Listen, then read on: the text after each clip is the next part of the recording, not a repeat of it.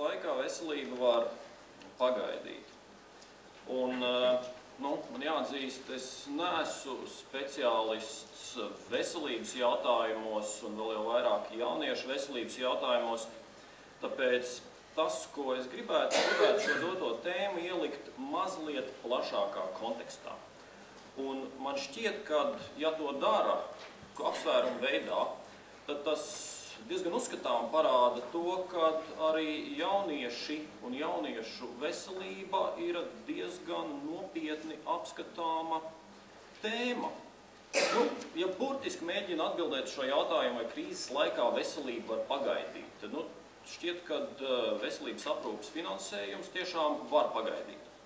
Jo tāpēc, ka, ja tās naudas nav, tad viņas nav, un ko tur vairāk darīt? Vēl jau vairāk, kad 150 un 200 gadus atpakaļ, man šķiet, ka tur jau vispār nauda netika īpaši daudz tērēta, bet vai tāpēc cilvēks nepastāvēja?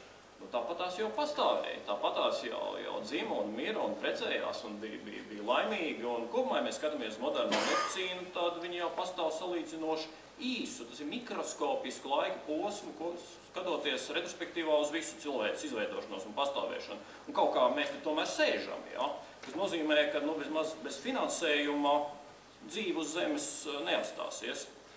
Taču, protams, kad viss, kas ir saistīts ar individu veselību, atsevišķi individu veselību, tas, protams, negaidīs. Un tur jau visi procesi notiks tā, kā tiem dotajos apstākļos arī ir jānotiek.